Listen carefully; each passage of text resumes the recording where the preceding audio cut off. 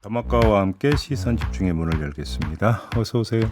네, 안녕하세요. 더마카입니다. 그린님이 봄이네요. 그리고 주말입니다. 그렇습니다. 오늘이 지나면 주말입니다. 네, 강인식 님도 주말이 기대되는 아침입니다. 여기저기 봄꽃이 터지는 봄인데요. 우리 지역도 산수유 축제가 열리고 있습니다. 그냥 산수유 그냥 노란 꽃이 그냥 천지에 그냥 쫙 피면 진짜 이쁜데. 가보신 적은 있으세요? TV로 봤어요. 이번 주말 남쪽으로 꽃놀이 가시기를 추천해 드리겠습니다. JB 봄꽃 많이 보고 말랑말랑해져서 오세요. 네. 6125님 매일 수원에서 천안으로 출퇴근하는 직장인입니다. 항상 JB타임즈를 듣다가 출근 완료하곤 하는데요. 네. 오늘은 도로에 사고가 나서 좀 꽉 막혀 있습니다. 좀 더 청취할 수 있을 것 같아요. 시원시원한 뉴스 부탁드립니다. 네, 안전운전 꼭 하시고요. 네. JB가 꽃놀이를 가면 그거를 좀 브이로그를 해달라라는 분도 계시네요. 네, 계획이 없네요. 저런. 봄길님은 바쁜 아침이라 시선집중 맨날 재방송을 듣는데 오늘 처음으로 생방송 접속했습니다. 똑같은 방송인데 생방송 듣는다는 생각에 설레는 아침입니다. 아이고 반갑습니다. 어서 오시고요. 네. 이렇게 그 생방으로 같이 하시면 하루가 활기차고 또 빨라지는 거 아니겠습니까? 그렇죠. 뭐 일석이조죠. 네. 앞으로도 계속 생으로 함께 해 주시기 부탁드리겠습니다. 가끔 늦잠 주무신 날은 재방송도 괜찮아요. 네. 네. 대신 2번 보세요. 자, 뉴스와 분석이 함께하는 JB타임즈 오늘 주목할 뉴스들 본격적으로 챙겨드리겠습니다. 첫 번째 뉴스는 오디오로 먼저 만나보시죠. 공수처가 그동안 조사를 하지 않았다는 게 문제의 핵심입니다. 공수처가 작년 9월에 이 고발을 받은 이후에 지금까지 한 번도 소환 조사를 하지 않았습니다. 조사도 하지 않으면서 이렇게 출국 금지를 길게 연장시키면서 적용한 것은 누가 봐도 이건 기본권 침해고 사실은 수사권 남용입니다. 네, 장호진 국가안보실장이 어제 SBS에 나가서 이렇게 이야기를 했습니다. 이종섭 호주 대사건과 관련해서 이런 주장을 한 건데요. 한번 평을 해보겠습니다. 세 갈래로 나눠서 짧게 말씀을 드리겠는데요. 첫 번째, 공수처가 그동안 조사를 하지 않았다라는 게 문제의 핵심이라고 했는데 문제의 핵심은 피의자를 대사로 임명한 거. 이게 핵심 아닙니까? 네. 첫 번째로 이 말씀 드리겠고요. 두 번째, 출국 금지 문제를 제기를 했습니다. 근데 출입국 관리법에 따르면 출국 금지의 주체는 법무부 장관입니다. 물론 소속 기관의 장이 요청할 경우가 있습니다.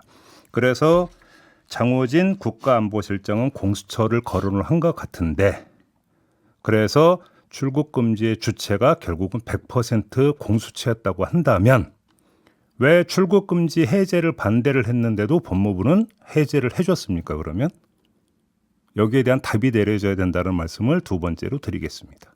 세 번째는 오랫동안 조사를 하지 않았다라는 문제 제기.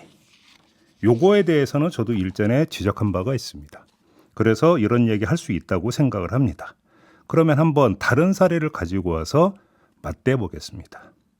김건희 여사 왜 오랜 기간 동안 이렇게 조사를 안 하고 있는 겁니까, 검찰은? 그럼 이런 검찰의 처사는 도대체 어떻게 평가를 해야 되는 겁니까? 이런 반문이 성립될 수도 있다라는 말씀까지 드리겠습니다. 네, 물프레님이 그러면 김건희 여사 조사 안 한 건 검찰 탓을 해야겠네요 라고 좀 꼬집어 주셨는데 핵심은 왜 꼭 이종섭 전 장관이 호주 대사여야만 하느냐 여기에 대한 답은 지금 안 하고 있다. 맨 처음에 JB가 이 점을 꼽아주셨어요. 네. 근데 대통령실 고위 관계자랑 여권 핵심 관계자들의 발언이 어제 종일 보도를 탔는데 예를 들어서 대통령실 고위 관계자는 이런 얘기를 했습니다. 정부 당국자도 알지 못한 출국 금지 사실이나 이 대사의 통화 내역 등 수사 기밀이 야당과 일부 언론에 실시간으로 흘러들어갔다. 공원 유착 아니냐 이렇게 반문을 한 게 지금 전해졌고요. 네. 여권 핵심 관계자는 YTN에 이번 사태는 공수처가 공정한 수사기관이 아닌 좌파 정치 공작 기구임을 보여준다. 그러면서 수사권 남용 행태에 대한 철저한 조사와 처벌이 필요하다. 이런 주장을 했습니다. 그 문제는 잠시 유튜브 연장 방송 언론 어때에서 짚어보려고 따로 빼놨는데요. 짧게만 잠깐 언급을 하겠습니다. 첫째, 그러면 공언유착이라고 이야기를 했는데 흘러갔다라고 하는 것들을 입증할 수 있는 지금 확실한 물증을 갖고 이야기를 하는 것이냐라고 일단 한번 반문을 하고 싶고, 그다음에 범위를 아주 넓혀갖고 100번 양보해서 보면 그런 문제 제기가 나온다면 한국 검찰의 고질병이었던 피의사실 공표 문제까지도 그럼 한번 아울러서 한번 사고해 보시라, 이런 말씀도 함께 드리겠고요. 세 번째, 출국 금지를 몰랐는데 어떻게 이렇게 흘러서 알 수 있었느냐라고 하는 것은 그렇게 앞세워서 할 얘기는 아닌 것 같다. 왜 그러냐면 당연히 인사검증 거치는 과정이 있고, 인사검증 항목 중에 혹시 뭐 그 형사나 이런 걸 수사를 받거나 재판을 받는 게 있는지를 물어보는 항목이 있는 걸로 저는 알고 있는데요. 그러면 당연히 관련된 부분을 조사를 해야 되는 게 인사검증의 항목 아니겠습니까? 몰랐다라고 하는 것들이 어떻게 그렇게 앞세워서 이야기할 수 있는 성질의 문제인지도 한번 좀 되돌아보라, 이런 말씀까지 함께 드리겠습니다. 네, 양 교수님은 좌파라는 단어는 맞는 간장인가요? 라고 좀 꼬집어 주셨고요. 커버린 어린 왕자님은 속담 하나를 보내주셨어요. 방귀 낀 놈이 성낸다. 뭐 이런 상황인데, 요거 관련해서는 저희가 JB가 얘기한 대로 유튜브 연장방송에서 좀 더 짚어볼 예정이고요. 한편 이종섭 주 호주 대사, 지금 세간의 관심을 받고 있는 인물이잖아요. 네. 여기서 또 중요한 건 난 언제든지 수사에 협조할 용의가 있다, 이렇게 얘기를 했다는 거 아니겠습니까? 네. 어제도 SBS와의 통화에서 그 내용을 얘기를 했더라고요. 한번 목소리 직접 들어보시죠. 공수처가 수사 준비가 되어 있다면 요청하면은 하시라도 제가 들어갈 겁니다. 도주라는 표현은 어불성설입니다. 말이 되지 않는 겁니다. 네, 언제든지 들어오겠다, 이렇게 얘기를 했습니다. 네. 네, 요거 관련해 가지고는 뭐 수사 진행 상황들은 계속 또 언론의 관심을 탈 테니까요. 그 점도 저희는 계속 시선 집중하겠습니다. 네. JB타임즈 다음 주목할 뉴스 어떤 건가요? 어젯밤에 양당이 모두 공천 취소를 했습니다. 국민의힘은 도태우 후보 공천 취소했고요. 더불어민주당은 정봉주 후보 공천 취소를 했습니다. 두 사람에게 공이 걸려있는 문제가 막말이었습니다. 계속 전해드렸기 때문에 다시 여기서 뭔가 되짚을 이유는 없는 것 같고요. 여기에다가 국민의힘발 또 하나의 소식이 있었죠. 정우택 후보 공천 취소도 함께 있었습니다. 이 사안은 좀 다릅니다만 한데 묶어서 이야기할 수 있는 부분이 있습니다. 그게 뭐냐? 양당 공이 공천 과정에서 주장했던 게 시스템 공천이었습니다. 그러면 양당은 공이 한번 되돌아보라. 그 시스템이 제대로 작동했는지, 그 시스템을 제대로 작동시켰는지를 한번 되돌아보라는 말씀을 다시 한번 드리겠습니다. 어제도 말씀을 드렸습니다. 지금 불거져 나온 이 막말 문제, 이게 전혀 모르고 있다가 갑자기 툭 튀어나온 게 아니라는 겁니다. 조사하자면 얼마든지 후보 그 심사 과정에서 들여다볼 수 있었다라는 겁니다. 그런데 어떻게 했습니까? 최종적으로는 공천 취소로 이렇게 나타났습니다. 이게 지금 시스템이 잘 굴러간 결과물이라고 볼 수 있는 겁니까? 그다음에 정우택 후보 건도 문제가 제기되고 논란이 됐던 건 꽤 오래된 이야기입니다. 그렇지 않습니까? 그렇죠. 그러면 그 과정에서 또 시스템을 어떻게 대응했는가도 한껏 돌아보라. 이 말씀까지만 드리도록 하겠습니다. 네, JB가 시스템 얘기를 하시니까 예를 들어서 그 국민의힘 공관위 같은 경우에 도태우 후보 막말 논란이 처음 불거졌을 때 일단은 진정성 있게 사과했다면서 만장일치로 후보직 유지를 또 결정을 했었잖아요. 그렇습니다. 그러다가 또 이제 강한 비판이 제기가 되니까 이틀 만에 결정을 번복한 건데, 이것도 과연 시스템인가? 이것도 조금 짚어봐야 될 것 같고요. 까치놀림은 드디어 양당이 눈치를 보기 시작한 건가요? 네, 그 라고 말씀은 좀 물음표를 주셨네요. 네, 그러니까 자체 어떤 그 심사 기준과 판단 기준에 따랐다라면 이렇게 나올 수가 없는 거죠.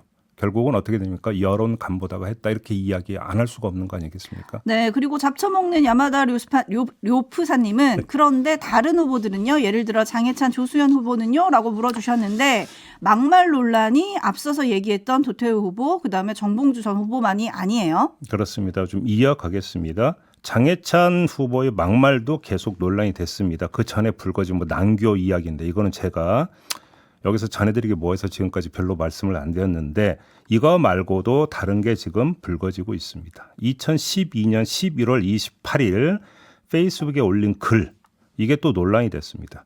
문화회관에서 일할수록 보편적인 서울 시민들의 교양 수준이 얼마나 저급한지 날마다 깨닫게 된다. 그렇게들 욕하고 비웃는 가까운 일본과 비교해보자. 시민의식과 교양 수준으로만 따지면 일본인의 발톱의 때만큼이라도 따라갈 수 있을까 싶다라고 올렸습니다. 2013년 3월 7일 페이스북 글입니다. 한 학기 20만 원은 기본이죠. 너무 비싼 대학 교재비, 학생 등골 브레이커라는 제목의 기사를 공유한 뒤에 전공 서적 책값 아깝다고 징징거리는 대학생들이 제일 한심하다. 한 학기에 20만 원이 아까우면 그냥 대학을 다니지 말지. 이런 내용이었습니다. 네, 끝이 없이 지금 계속 나오고 있어요. 그렇습니다.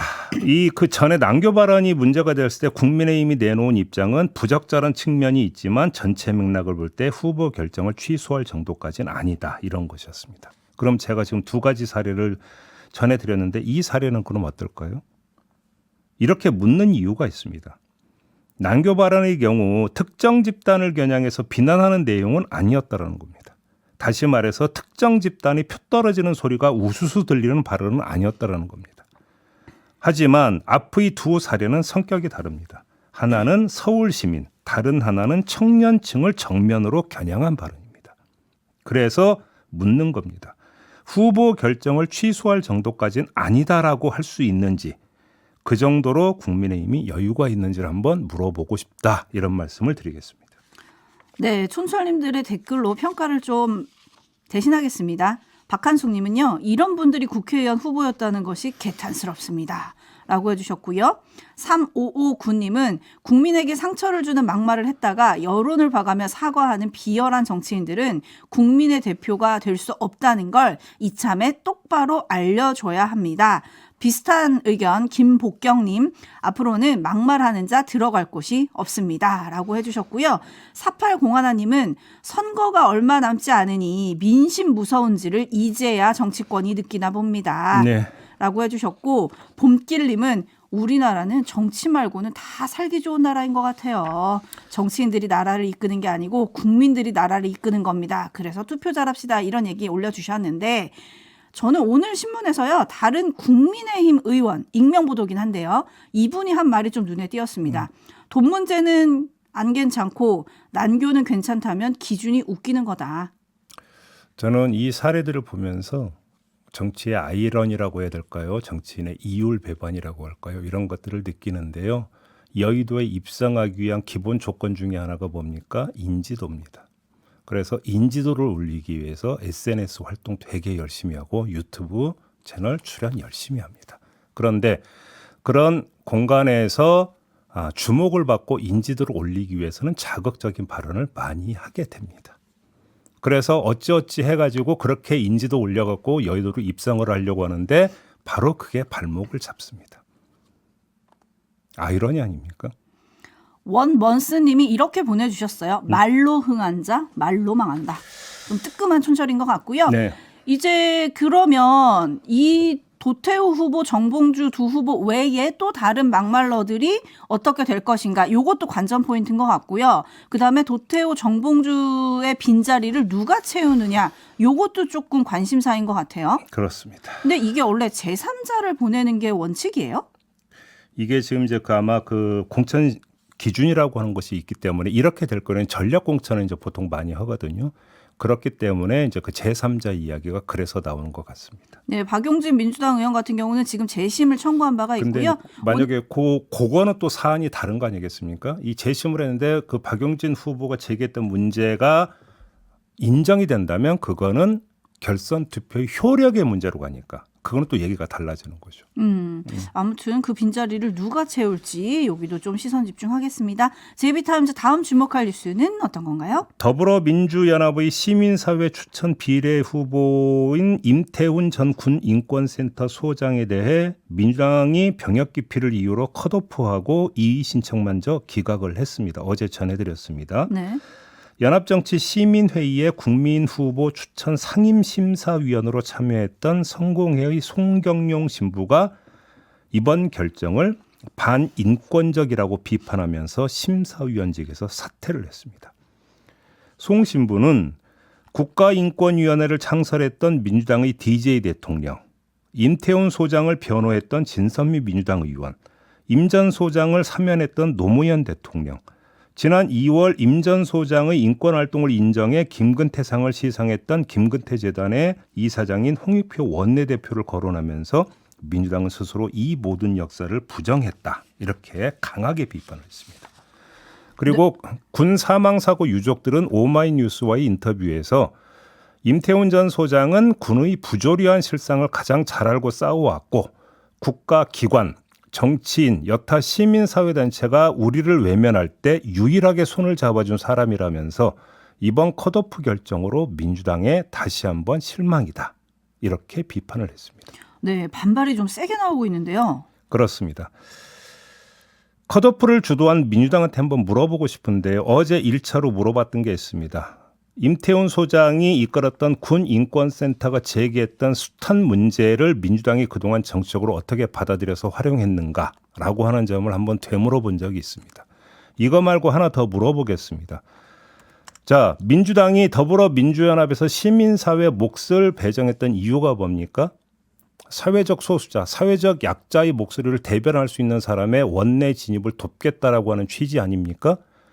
그런데 민주당은 병역 기피자라고 했지만 임태훈 소장은 분명히 이야기를 했습니다. 양심적 병역 거부에 해당되는 사안이라고. 그러면 이거는 지금 민주당이 시민사회 몫을 배정을 하면서 그 배정 이유로 됐던 거에 해당 사항이 있습니까? 없습니까? 있다면 자기 부정 아니겠습니까? 네? 뭐 종교계가 반대했다 그 이야기를 하던데 뭐 구체적으로까지는 얘기를 안 드리겠습니다만 결국은 무엇을 앞세웠다는 얘기가 됩니까? 표계산을 앞세웠다는 얘기밖에 안 되는 거 아니겠습니까? 그러면 민주당의 지금 총선 승리를 통해서 구현하고자 하는 가치는 도대체 어디로 가는 겁니까? 그리고 가치란 도대체 무엇입니까? 이걸 물어보고 싶습니다. 네, 까치놀님이 성소수자 포용도 못하는데 야권연대는 어떻게 할까요? 라고 물음표 보내주셨고요. 정경수님도 양심적 병역 거부가 왜 공천 제외 대상인가요? 라고 물음표를 보내주셨어요. 네. 일단 더불어민주연합은 임 전 소장의 컷오프에 따른 후보 재춘철을 시민사회 쪽에 요구를 했고요. 그 마감 시한이 오늘 오전 10시까지입니다. 네. 그런데 오히려 시민사회 쪽은 그 공천배제 철회를 해라. 요거 안 받아들여지면 모든 가능성을 열어두겠다. 이렇게 지금 얘기를 하고 있거든요. 이러다가 시민사회와 민주당 연대가 파기되는 거 아니냐. 이런 보도가 아침에 쫙 나왔습니다. 그러니까요. 그건 좀 진행 상황을 좀 지켜보도록 하고요. 다시 한번 말씀드리겠습니다. 민주당은 수권정당을 자처합니다. 그렇죠.